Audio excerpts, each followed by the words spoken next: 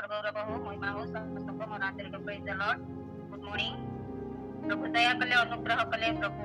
आमानकर सहवर्ती रहले आमानकर प्रेम कले आ रातिर प्रतिदिन भार पवन दिवस देखाई प्रभु को चरण तले समर्पित करी ताकरी गौरव करबानी मते आज अनेक ए दिवस देखिना कि मध्य माने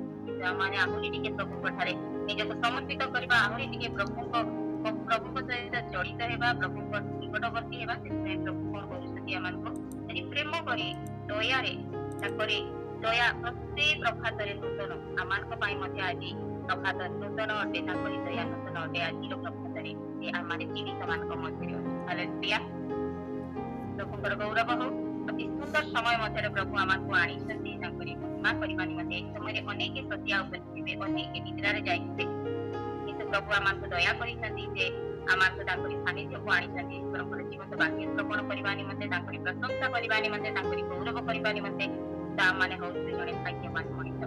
प्रभुଙ୍କ ठारे आमाने निजको समर्पित करी प्रभुଙ୍କର गौरवार्थ व्यवहृत होउवा प्रभुଙ୍କର से प्रिय सन्तान माने अटु आमे आज अनेक विभिन्न विषय रे व्यस्त किंतु क्या हो शालोम प्रेम टावर को धन्यवाद देबा को चाहे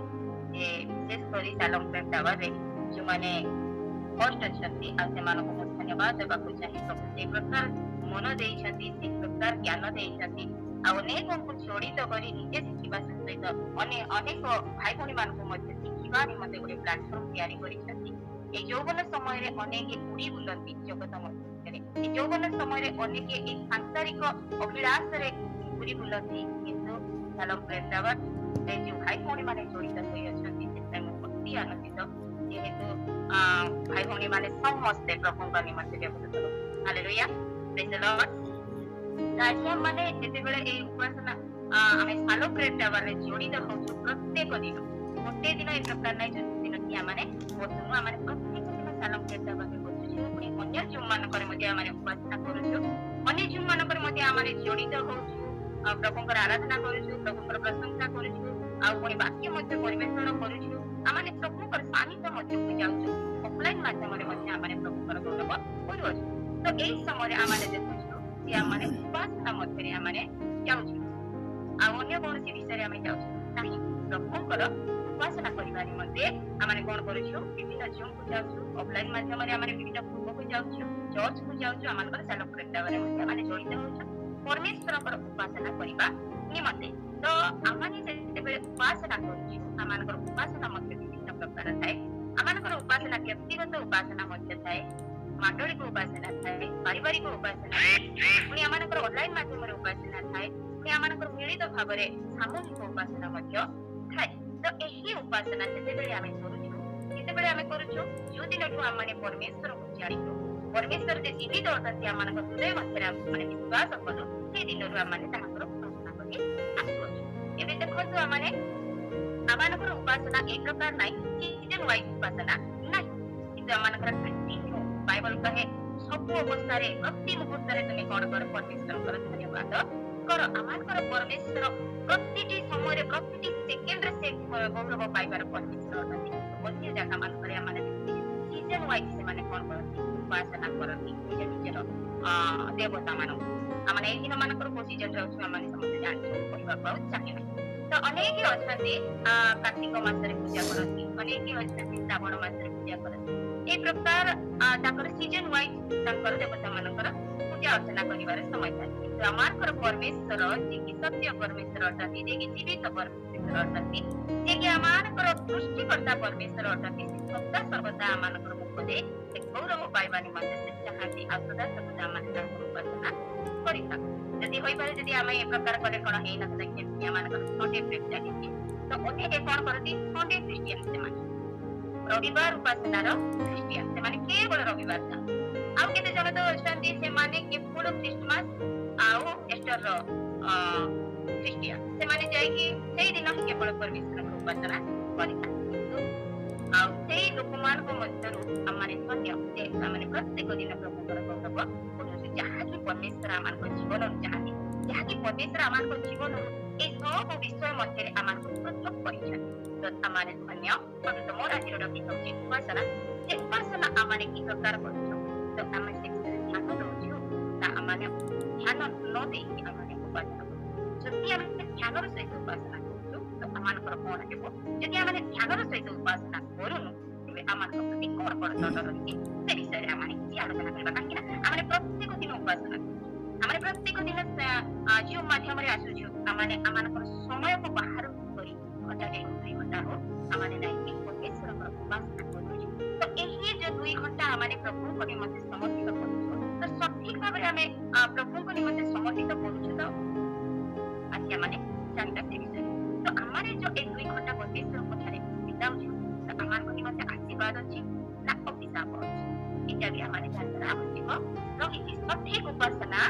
न कले आम कौन हुए सठिक उपासना कले आम कौन हुए आम उपासना करने निमंते प्रभु आमको कहीं आमको निकटवर्ती कि प्रकार आम उपासना कहीं उपासना कर देखा यही जन मत पढ़वे साहय एप्रिल तार 12 पर्व तार 28 एप्रिल तार 12 पर्व तार 28 अतएव अटल राज्य प्राप्त होगारु आसो आमे माने कृतज्ञ होई भय और वृत्ति सहकारे ईश्वर को संतोषजनक उपासना करू हालेलुया धन्यवाद सिस्टर एठा माने देखु जे अटल राज्य प्राप्त हेबा निमंते आमे कोन करूछु कृतज्ञ होई भय और भक्तिर सहकारे ईश्वरकर कोन करूछु संतोषजनक उपासना आमे करूछु आमाने कोन पय दौड़ु मोर प्रिय माने कोन पय उपासना करूछु मोर प्रिय माने कोन पय आमे सकाळु अनेक तो आराम रे निद्रा जाइथांती निद गोटे प्रकार जिंस सबठारु आराम देखाय तो एई समय रे आमाने निद्रा को भंग करी परमेश्वर को निकट को आछु सेई अटल राज्य जो अटल राज्य की आमान को निमंते आवश्यक अछि सेई अटल राज्य से स्वर्ग को आमाने प्राप्त हेबा निमंते आमाने कोन करछु ए सब आमान को जीवन को परित्याग करी परमेश्वर को निकट को आमाने कोन करछु आउ दौड़ी गिरी आसुछु जेते बेले आमाने परमेश्वर को ठार ए अटल राज्य को आमाने प्राप्त हेबा निमंते ए सकाळ समय आमाने प्रभु को ठारे दउछु आमाने कोन करिवार अछि भय भक्ति रे सहित आमाने उपासना करिवार अछि पुनी परमेश्वर को ठारे नै कि निजो को समर्पित करिवार अछि परमेश्वर को संतोषजनक उपासना आमाने परमेश्वर को ठारे करिवार अछि तेबे जदि आमाने ए प्रकार उपासना करिबा तेबे आमाने आमानकर सेई अनंत कालीन राज्य बा जहा निमंते आमाने आज उपासना रे पछुछु जहा निमंते आमे सकाळे कष्ट करूछु जहा निमंते आमाने संध्या समय कष्ट करूछु जहा निमंते आमाने विभिन्न जगह रे बसी कि परमेश्वर को उपासना करूछु आमानकर समय को बाहर करिकि तो ताहा आमानकर सक्सेस हबो जोटा कि अटल राज्य आमाने प्राप्त होई परिबा जदि आमाने संतोष परमेश्वर को संतोषजनक उपासना करबा नाही तबे केबे मध्य आमानकर लक्ष्य स्थल रे आमे पहुंची परिबा नाही काहे कि ना उपासना मध्य 2 प्रकार गोटे होची खामखियाली रो उपासना माने बॉडी प्रेजेंट माइंड अब्सेंट पुनी आउ गोटे उपासना अछि हृदय सहित परमेश्वर को निजर मन प्राण आत्मा दे उपासना करिबा जेमति कि आमानकर जो मानकर क्षमा करिवे आ भूल बुझिबे नै गोटे विषय कहबी जोटा कि मो द्वारा मते सेटा हेइ जाय जोटा कि मो एही वाक्य मानकर मुक्ति प्राप्त हेछि आ जते बेले आमे उपासना मध्य को आसु तो आमे केबे भी होस्ट आज्ञा को खुशी करबा पय आसीबा नै आमे परमेश्वर को खुशी करबा पय आसीबा आ जते बेले आमे उपासना करबा को आसुछु जते बेले आमे वीडियो ऑन करिके बसिछु जेति कि आमानकर सुलोचना सिस्टर एई समय रे बसी अछंती आमानकर अस्वी भाई बसी अछंती आमानकर इति मध्य बसी अछंती तो एई प्रकार जते बेले आमे बसुछु आमानकर माइंड कोन थाई एही समय रे प्रेजेंट थाई आमाने सुनी परिबा उत्तम भाव रे सुनी परिबा आमाने जानि परिबा आमाने परमेश्वर को निकट रे अछु आमाने उत्तम उपासना करू जते बेले वीडियो ऑफ करि थाउ आ सेई समय मो कथा मु कहिबे वीडियो जते बेले ऑफ करथाउ विभिन्न कार्य रे आमे व्यस्त थाउ सेई समय रे आमाने कोन करूछु हे ज्ञान करि थाउ परमेश्वर एपि जदि आमाने कोन करबा बेड ऊपर बसी के बेड ऊपर सोई के आमे कोन करबा आराम रे आमे वाक्य मत सुनि परबा तो आमानकर ध्यान सठिक भाव रे आमानकर ध्यान दी जगह रे न थाय तेबा आमाने सब बेले आमानकर आमाने प्रिजाइडिंग कला बेले कि आमाने उपासना कला बेले आमाने सब बेले कहि थाउ अपना अपना वीडियो ऑन करो ना आमाने समय जीवित परमेश्वर को निकट रे उपस्थित अछु एई समय रे आमाने से जीवित परमेश्वर को उपासना करूछु एई समय रे आमाने से अटल राज्य को प्राप्त हेबा निमंते आमाने उपासना करूछु तो जेते बेले आमाने उपासना करूछु एई समय रे जदि आमाने परमेश्वर को से राज्य प्राप्ति हेबा निमंते करूछु तेबे आमाने यो भक्ति सहित आमाने परमेश्वर को संतोषजनक उपासना कला परि आमाने परिवार आवश्यक रही पुणी आ गोटे पढ़िबा आमाने रोमियो 12 रो 1 पद रोमियो 12 तार 1 पद अतएव हे भाई माने ମୁଁ ତୁମମାନଙ୍କୁ ଈଶ୍ୱରଙ୍କ ଦୟା ହେତୁ ବିନତି କରୁଅଛି, ତୁମେମାନେ ଆପଣା ଆପଣା ଶରୀରକୁ ସଜୀବ ପବିତ୍ର ଅସୁଦାୟକ ବଳିରେ ଉତ୍ସର୍ଗ କର, ଏହା ତ ତୁମମାନଙ୍କର ଯୁକ୍ତିଯୁକ୍ତ ଉପାସନା। ହାଲେଲୁୟା, ପ୍ରେଜ୍ ଦ ଲର୍ଡ। ଏଠି ଦେଖୁଛୁ ମାନେ ଆମମାନଙ୍କର ଯୁକ୍ତିଯୁକ୍ତ ଉପାସନା କି ପ୍ରକାର ଉପାସନା ବା ପରମେଶ୍ୱରଙ୍କୁ ସନ୍ତୋଷ କଲା ଭଳିଆ ଉପାସନା କି ପ୍ରକାର ଉପାସନା ଆମମାନେ କଣ କରିବାର ଅଛି, ଆମମାନଙ୍କୁ ଶରୀରକୁ ସଜୀବ ପବିତ୍ର ଆଉ ଈଶ୍ୱରଙ୍କ ସୁଗ୍ରାହ୍ୟ ବଳି ରୂପେ ଉତ୍ସର୍ଗ କରିବାର ଆବଶ୍ୟକ ରହିଛି। ଏଇଟା ହଉଛି ଆମମାନଙ୍କର ଯୁକ୍ତିଯୁକ୍ତ ଉପାସନା। ବଡି ପ୍ରେଜେଣ୍ଟ ମାଇଣ୍ଡ ଆବସେଣ୍ଟ ହେଇକି ଆମମାନେ ଯଦି ନାମଧାରୀ ହେଇକି ଯଦି ଉପାସନା କରିବା ତେବେ ମଧ୍ୟ ଆମମାନଙ୍କର ଯୁକ୍ତିଯୁକ୍ତ ଉପାସନା ହେଇପାରିବ ନାହିଁ। ତେଣୁ ଆମମାନେ ଧ୍ୟାନ କରିବାର ଆବଶ୍ୟକ ରହିଛି ଯେ ଯଦି ଆମମାନେ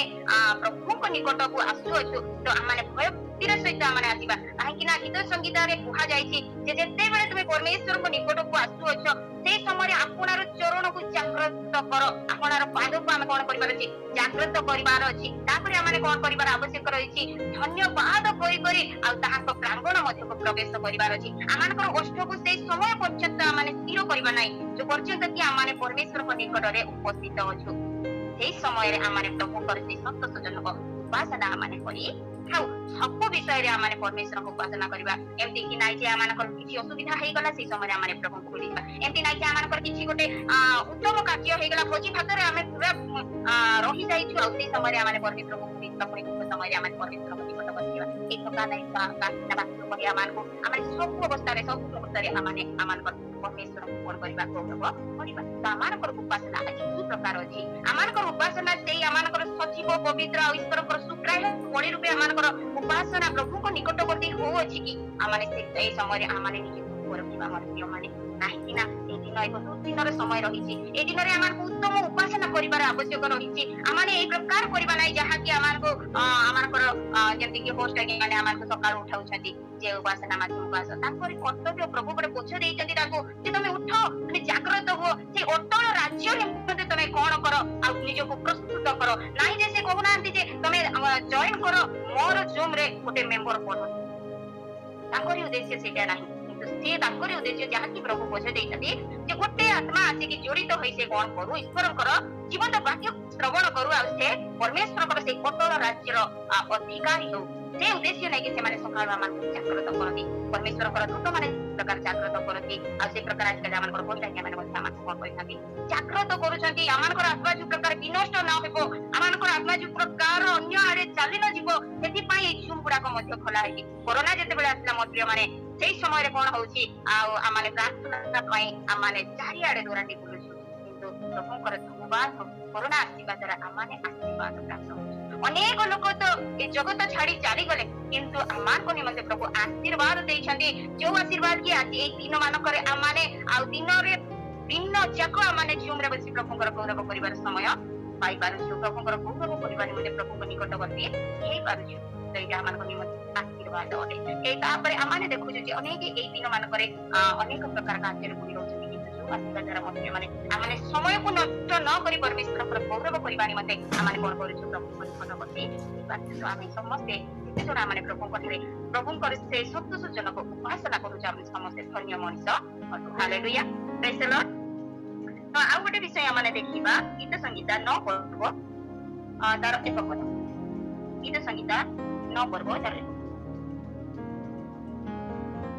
ମୁଁ ସର୍ବାନ୍ତ ପାଳନରେ ସଦାପ୍ରଭୁଙ୍କର ଧନ୍ୟବାଦ କରିବି, ମୁଁ ତୁମର ଆଶ୍ଚର୍ଯ୍ୟ ପ୍ରୟାସର ବର୍ଣ୍ଣନା କରିବି। ପ୍ରେଜ୍ ଦ ଲର୍ଡ। ଏଠି ଦେଖୁଛୁ ଆମେ ଗୀତ ସଂହିତା 9 ପର୍ବ ତାର 1 ପଦରେ ଯେ ମୁଁ ସର୍ବାନ୍ତକରଣରେ ସଦା ପ୍ରଭୁଙ୍କର ଧନ୍ୟବାଦ କରିବି। ଆମେ କି ପ୍ରକାର ଉପାସନା କରିବାର ଆବଶ୍ୟକ ରହିଛି, ମୁଁ ସର୍ବାନ୍ତକରଣ ମୋର ହୃଦୟକୁ ପ୍ରଭୁଙ୍କ ଠାରେ ସମର୍ପିତ କରି ମୁଁ କଣ କରିବି ଆଉ ପରମେଶ୍ୱରଙ୍କର ଉପାସନା କରିବି। ଆଉ ପୁଣି ଆମେ ଯେତେବେଳେ ଉପାସନା କରୁଛୁ ଆମମାନଙ୍କର ହୃଦୟ ମନ ପ୍ରାଣ ଆତ୍ମାକୁ ଆମେ ପ୍ରଭୁଙ୍କ ଠାରେ ସମର୍ପିତ କରି ଆମେ ଉପାସନା କରିବାର ଆବଶ୍ୟକ ରହିଛି। ପୁଣି ଆଉ ଗୋଟେ ବିଷୟ ଲେଖିବା, ଫିଲିପିଓ ତାର 2 ଆଉ 2 ପଦରେ ଲେଖା ହେଇଛି ଯେ ଆମେ ଏକ ମନା ହୋଇ ପୁଣି ଆମେ କଣ କରିବାର ଅଛି ଆଉ ଏକ ପ୍ରେମରେ ପ୍ରେମୀ ହେଇକି ଆମେ ପରମେଶ୍ୱରଙ୍କର ଉପାସନା କରିବାର ଆବଶ୍ୟକ ଅଛି। ଗୀତ ସଂହିତାରେ ଆମେ ଦେଖିଲୁ ଯେ ଆମେ ଅନ୍ତଃକରଣ ସହିତ ଆମମାନଙ୍କର ସର୍ବାନ୍ତକରଣକୁ ପ୍ରଭୁଙ୍କ ଠାରେ ସମର୍ପିତ କରି ଆମେ ଉପାସନା କରିବା। ଫିଲିପିଓ 2 ତାର 2 ରେ ଲେଖା ହେଇଛି। ଆଉ କଣ ଭଉଣୀ ଟିକେ ପଢିଦେବେ, ତାହେଲେ ତମେମାନେ ଏକ ମନା ଏକ ପ୍ରେମରେ ପ୍ରେମୀ ଏକ ଚିତ୍ତ ଓ ଏକ ଭାବାପନ୍ନ ହୋଇ ମୋହର ଆନନ୍ଦ ପୂର୍ଣ୍ଣ କର। ଆମେ ଏଠି ଦେଖୁଛୁ ଆମେ ଯେ ଯେତେବେଳେ ଆମେ ଉପାସନା କରୁଅଛୁ ସେଇ ସମୟରେ ଆମେ କଣ କରିବାର ଅଛି, ଏକ ମନ ହେବାର ଅଛି। ଆଉ ଏକ ଭାବାପନ୍ନ ହେବାର ଅଛି, ଏକ ପ୍ରେମରେ ପ୍ରେମୀ ହେବାର ଅଛି, ଆଉ ଆମେ ପରମେଶ୍ୱରଙ୍କ ନିକଟରେ ଯାଇ ପରମେଶ୍ୱରଙ୍କ ଉପାସନା କରିବାର ଆବଶ୍ୟକ ରହିଛି। ଆମେ ଯେତେବେଳେ ଉପାସନା କରୁଛୁ ଆମେ ସେଇ ସମୟରେ ଆମେ ପରମେଶ୍ୱରଙ୍କୁ ଆନନ୍ଦିତ କଲା ପରି ଆମେ ଉପାସନା କରିବାର ଆବଶ୍ୟକ ରହିଛି। ଏବେ ଜାଗତିକ ହିସାବରେ ଆମେ ଯଦି ଚିନ୍ତା କରିବା ମଧ୍ୟ ମାନେ ତ ଆମେ ଯଦି ଗୋଟେ କାର୍ଯ୍ୟ କରିବା ଅନ୍ୟ ପାଇଁ ତ ସେଇ ଜାଗାରେ ଯଦି ତାକୁ ଆନନ୍ଦ ଲାଗୁନଥିବ ସେ କାମ ଯଦି ତାର ଆମେ କରିଦେବା ତ ଠିକ ହେବ କି? ସେ ମଧ୍ୟ ଠିକ ହେବ ନାହିଁ। ଯେତେବେଳେ ଆମେ ଜଣଙ୍କର କାର୍ଯ୍ୟ କରିବା ତାକୁ ଆମେ ଆନନ୍ଦିତ କଲା ପରି କାର୍ଯ୍ୟ କରିବା। ଆମେ ପରମେଶ୍ୱରଙ୍କ ଠାରେ ଯଦି ଆମେ ଉପାସନା କରୁଛୁ ତ ଆମେ ଆମମାନଙ୍କର ମନ ପ୍ରାଣ ଆତ୍ମା ଶରୀରକୁ ପ୍ରଭୁଙ୍କ ଠାରେ ସମର୍ପିତ କରି ପରମେଶ୍ୱରଙ୍କୁ ଆନନ୍ଦିତ କଲା ପରି ଉପାସନା ଆମେ ଆଜି କଣ କରିବାର ଅଛି? କରିବାର ଆବଶ୍ୟକ ରହିଛି। ଆମେ ତ ବିଭିନ୍ନ ପ୍ରକାର ଉପାସନା କରିଥାଉ, ଯେମିତିକି ନୃତ୍ୟ ଦ୍ୱାରା ଉପାସନା କରିଥାଉ, ଆରାଧନା ଦ୍ୱାରା ଉପାସନା କରିଥାଉ, ଗୀତ ଦ୍ୱାରା ଉପାସନା କରିଥାଉ, ପୁଣି ଆମେ ନାକି କୋର ତାଳ ମାରିକି ଉପାସନା କରିଥାଉ, ବାକ୍ୟ ପ୍ରଚାର କରି ଆମେ ଉପାସନା କରିଥାଉ, ବିଭିନ୍ନ ପ୍ରକାର ଉପାସନା ଆମେ କରିଥାଉ। କିନ୍ତୁ ଯେତେବେଳେ ବି ଆମେ ଉପାସନା କରିବା ଏମିତିକି କରତାଳ ଦେଇ ମଧ୍ୟ ଆମେ ଯେତେବେଳେ ପରମେଶ୍ୱରଙ୍କର ଉପାସନା କରୁଛୁ ସେ କରତାଳ ଦ୍ୱାରା ପରମେଶ୍ୱର ଗୌରବାନ୍ୱିତ ହଉଛନ୍ତି କି ଆମମାନଙ୍କର ଧ୍ୟାନ ସେଇ ଜାଗାରେ ରହିଛି କି ପରମେଶ୍ୱରଙ୍କ ଠାରେ? ତ ସେ ଧ୍ୟାନର ସହିତ ଆମେ କରତାଳ ମାରୁଛୁ ନା ମାରିବା ଆଗରେ ହାତ ଦିଟା ଯୋଡିକି ଆମମାନଙ୍କର ହାତ ଯଦି ଯେତେବେଳେ କରତାଳ ମାରୁଛି ସେଇ ସମୟରେ ଖାଲି ହାତ କରତାଳ ମାରୁଛି ନା ଆମମାନଙ୍କର ମନ ହୃଦୟ ପ୍ରାଣ ମଧ୍ୟ ସେ ହସ୍ତ ସହିତ ଜଡିତ ଅଛି? ଆମେ ସେଟା ଧ୍ୟାନ କରିବା। କାହିଁକି ନା ଆମମାନଙ୍କର ପରମେଶ୍ୱର ସେ ଆମମାନଙ୍କୁ ନିର୍ମିତ କରିଛନ୍ତି। ଯେତେବେଳେ ଆମେ ଆଦି ପୁସ୍ତକରେ ଦେଖୁଛୁ ଯେତେବେଳେ ସେ ଜଗତକୁ ସୃଷ୍ଟି କଲେ ମୋର ପ୍ରିୟ ମାନେ ସେଇ ସମୟରେ ସେ ସବୁ ବିଷୟକୁ ଆଉ ସେ କଣ କରୁଛନ୍ତି? ଆଜ୍ଞା କରିଦଉଛନ୍ତି। ଆଉ ପଶୁଗଣ ଜାତ ହେଇଯାଉଛି, ଆଉ ଉଗ୍ରଗାମୀ ଜନ୍ତୁଗୁଣ ଜାତ ହେଇଯାଉଛି। ସୃଷ୍ଟି ମାନେ ଗୋଟେ ଆଜ୍ଞାରେ ଆଉ ଜଳ ସ୍ଥଳ ଦୁଇ ଭାଗ ହେଇଯାଉ, ସେ ସ୍ଥଳ ତା ଜାଗାରେ ଯାଉ, ଜଳ ତା ଜାଗାରେ ଯାଉ। ଯେତେବେଳେ ପରମେଶ୍ୱର କହୁଛନ୍ତି ସେଇ ସମୟରେ ସବୁ ବିଷୟ ପରମେଶ୍ୱରଙ୍କର ଆଜ୍ଞା ମାତ୍ରେ ସବୁ ବିଷୟ ସୃଷ୍ଟି ହେଇଯାଉଛି। କିନ୍ତୁ ଯେତେବେଳେ ସେ ଦେଖୁଛନ୍ତି ସବୁ ସୃଷ୍ଟି ହେଇଗଲା କିନ୍ତୁ ସେ ସମୟରେ ସେ ଗୋଟେ ଚିନ୍ତା କରୁଛନ୍ତି ଆଉ ଷଷ୍ଠ ଦିନରେ ସେ ମନୁଷ୍ୟକୁ ସେ କଣ କରୁଛନ୍ତି? ନିର୍ମାଣ କରୁଛନ୍ତି। ସବୁକୁ ସୃଷ୍ଟି କଲେ କିନ୍ତୁ ମନୁଷ୍ୟକୁ ସେ ନିର୍ମାଣ କଲେ। ତ ଆମେ କେମିତି ଗୋଟେ ଭାଗ୍ୟବାନ ଲୋକ ହେଇଥାଇପାରେ? ସେ କଣ କରୁଛନ୍ତି? ନିଜର ହସ୍ତରେ ସେ କଣ କରୁଛନ୍ତି? ଆଉ ମନୁଷ୍ୟକୁ ନିର୍ମାଣ କରୁଛନ୍ତି ଗୋଟେ ଉଦ୍ଦେଶ୍ୟରେ ଯେ ସେ ସଦା ସର୍ବଦା ମୋ ସହିତ ମୋର ସଙ୍ଗତ କରୁ, ମୋ ସହିତ କଥାବାର୍ତ୍ତା କରୁ ଆଉ ମୋର ଉପାସନା କରୁ। ଏ ଉଦ୍ଦେଶ୍ୟ ନେଇକି ପରମେଶ୍ୱର କଣ କରିଛନ୍ତି? ଆଜି ମନୁଷ୍ୟକୁ ସୃଷ୍ଟି କରିଛନ୍ତି ବା ନିର୍ମାଣ କରିଛନ୍ତି ପୁରା ପ୍ରତିମୂର୍ତ୍ତି। ଯେତେବେଳେ ମନୁଷ୍ୟକୁ ସଦାପ୍ରଭୁ ଆଉ ମାଟିର ପିଣ୍ଡୁଳାରେ ତିଆରି କଲେ ଆଉ ଧୂଳିକୁ ନେଇକି ସେ କାଦୁଅ କଲେ, କାଦୁଅ ସହିତ ମାଟିର ପିଣ୍ଡୁଳା କଲେ ଆଉ ସେଇ ସମୟରେ ପିଣ୍ଡୁଳା ସିନା ହେଇଗଲା ସେ କିନ୍ତୁ ତା ମଧ୍ୟରେ ପ୍ରାଣ ନଥିଲା। ଯେତେବେଳେ ପରମେଶ୍ୱର ଦେଖୁଛନ୍ତି ସେ ଖାଲି ପିଣ୍ଡୁଳା ହେଇକି ରହିଛି ସେଇ ସମୟରେ ସଦାପ୍ରଭୁ କଣ କରୁଛନ୍ତି? ନିଜର ଯୋଉ ନିଶ୍ୱାସକୁ ସେ କଣ କରୁଛନ୍ତି? ମନୁଷ୍ୟ ମଧ୍ୟରେ ପ୍ରବେଶ କରୁଛନ୍ତି। ପୁଣି ଖାଲି ନିଶ୍ୱାସ ଦେଇକି ସେ ମନୁଷ୍ୟକୁ ଜୀବିତ କରିଦେଲେ କି ସେଇ ସମୟରେ ସେ ସଦାପ୍ରଭୁ କଣ କରୁଛନ୍ତି? ତାଙ୍କରି ଜ୍ଞାନ, ତାଙ୍କରି ବୁଦ୍ଧି, ତାଙ୍କରି ସବୁ ବିଷୟ ମନୁଷ୍ୟକୁ ଦେଇକି ସେ କଣ କରୁଛନ୍ତି? ନିର୍ମାଣ କରୁଛନ୍ତି। ଯଦି ପରମେଶ୍ୱରଙ୍କର ସେଇ ଜୀବନ୍ତ ନିଶ୍ୱାସ ଯଦି ଆମମାନଙ୍କ ମଧ୍ୟରେ ପ୍ରବେଶ କଲା ତ ମନୁଷ୍ୟ ମଧ୍ୟରେ ପରମେଶ୍ୱରଙ୍କର ସେ ସବୁ ଗୁଣ ମଧ୍ୟ ଭରପୁର ହେଇକିରି ଆସିଗଲା। କିନ୍ତୁ ସେ ମନୁଷ୍ୟ ଆଜି କଣ କରୁଛି? ଆଉ ପରମେଶ୍ୱର ଯୋଉ ପରମେଶ୍ୱର କି ତାକୁ ଅତି ଉତ୍ତମ ଭାବରେ ନିର୍ମିତ କରିଥିଲେ ଯେ କେବଳ ତାଙ୍କରି ଗୌରବ କରିବ, ଏ ଜଗତର ସମସ୍ତ ବିଷୟର ଅଧିକାରୀ ହେବ, ପୁଣି ପରମେଶ୍ୱରଙ୍କର କେବଳ ଗୌରବ କରି ଚାଲିବ। ଏ ଉଦ୍ଦେଶ୍ୟ ନେଇକି ପରମେଶ୍ୱର ଯେତେବେଳେ ସେ ମନୁଷ୍ୟକୁ ନିର୍ମାଣ କରୁଛନ୍ତି ମାତ୍ର ମନୁଷ୍ୟ କଣ କରୁଛି? ତାର ଓଲଟା କାର୍ଯ୍ୟ କରିଦଉଛି ଯଦ୍ୱାରା କି ପରମେଶ୍ୱରଙ୍କ ଠାରୁ ସେ ଦୂରବର୍ତ୍ତୀ ହେଉଛି। ତ ଏଇ ଦିନ ମାନଙ୍କରେ ଯାହାକି ଆମମାନଙ୍କର ଆଦି ପିତା ମାତା ମାନେ କି ଯେ ଆମମାନଙ୍କର ପାପ କରିଥିଲେ ତାହାକୁ ଆମେ ଦୋହରାଇବା ନାହିଁ, କିନ୍ତୁ ଆମମାନଙ୍କର ଜୀବନକୁ ପ୍ରକାର ଆମମାନଙ୍କର ସଜାଡି ହେବ। ଆମେ କି ପ୍ରକାର ପରମେଶ୍ୱରଙ୍କର ଯୁକ୍ତିଯୁକ୍ତ ଉପାସନା କରିପାରିବା, ପରମେଶ୍ୱରକୁ ଆନନ୍ଦିତ କଲା ପରି ଉପାସନା କରିବା, ପରମେଶ୍ୱରଙ୍କ ଠାରେ ସନ୍ତୋଷଜନକ ଉପାସନା କରିପାରିବା ସେ ବିଷୟରେ ଆମେ ଧ୍ୟାନ ଦେବା। ଯଦି ଆମେ ପରମେଶ୍ୱରଙ୍କ ଠାରେ ନିଜର ମନ ପ୍ରାଣ ଆତ୍ମା ଶରୀରକୁ ପ୍ରଭୁଙ୍କ ଠାରେ ସମର୍ପିତ କରି ଆମେ ଉପାସନା କରିବା ଆଉ ସେଇ ସମୟରେ ପ୍ରଭୁଙ୍କର ଆନନ୍ଦ ହୋଇଥାଏ, ପ୍ରଭୁଙ୍କର ଗୌରବ ହୋଇଥାଏ, ପ୍ରଭୁ ସେଇ ଉପାସନାରେ ସନ୍ତୋଷ ପ୍ରାପ୍ତ ହୋଇଥାନ୍ତି। କିନ୍ତୁ ଯେତେବେଳେ ଆମମାନଙ୍କର ଧ୍ୟାନ ଯଦି ଅଲଗା ଆଡେ ଭଟକିଯିବ ମୋର ପ୍ରିୟ ମାନେ ଆମମାନଙ୍କର ମନ ଆତ୍ମା ଶରୀର ଯଦି ପ୍ରଭୁଙ୍କ ଠାରେ ନଥାଏ, ମନ ଗୋଟେ ଆଡେ ଶରୀର ଗୋଟେ ଆଡେ ଯଦି ଆମମାନଙ୍କର ହେଇଯିବ ତେବେ ଆମମାନଙ୍କ ଜୀବନ ମଧ୍ୟରେ କଣ କଣ ଆସିଥାଏ ଆମେ ଏ ସମୟରେ ଚିନ୍ତା କରିବା। ଯେତେବେଳେ ଆମେ ଉପାସନା ମଧ୍ୟରେ ବସୁଛୁ ଆଉ ସେଇ ସମୟରେ ଅନେକ ବିଷୟରେ ଆମେ ଧ୍ୟାନ ଦେବା। ମୋ ମଣ୍ଡଳୀର କଥା ମୁଁ କହିବି ଅଲଗା ଜାଗାରେ ମୁଁ ଯେତେବେଳେ ବି ସାକ୍ଷ୍ୟ ଦିଏ କିମ୍ବା ଉଦାହରଣ ଦିଏ ଆଉ ସେଇ ସମୟରେ ମୁଁ କଣ କରିଥାଏ ନା ନିଜର ଜୀବନ୍ତ ସାକ୍ଷ୍ୟକୁ ମୁଁ ପ୍ରଦାନ କରିଥାଏ, ପୁଣି ଉଦାହରଣ ମଧ୍ୟ ମୁଁ ମୋ ଜୀବନରେ ଯାହାକି ମୁଁ ଦେଖିଥାଏ ସେ ବିଷୟରେ ହିଁ ମୁଁ କହିଥାଏ। ଅନ୍ୟର ପୁଣା କଥା ମୁଁ କେବେ ବି ପ୍ରକାଶ କରିନଥାଏ। मो मंडली मध्य जेतेबेले भी बहुत थर मु प्रचार करी मोबाइल विषय रे जे जेतेबेले भी मोबाइल के प्रचार करे तो पिला मान सब बड़े सचेतन करी थाए जे मोबाइल को टिके गोटे दिन पाई 2 घंटा पाई हमें मोबाइल को निज ठारू टिके दूरे देबा जेतेबेले आमाने मंडली मध्य को जाउ बहुत दुखर विषय हमर मंडली रे की प्रकार थाए गोटे साइड माने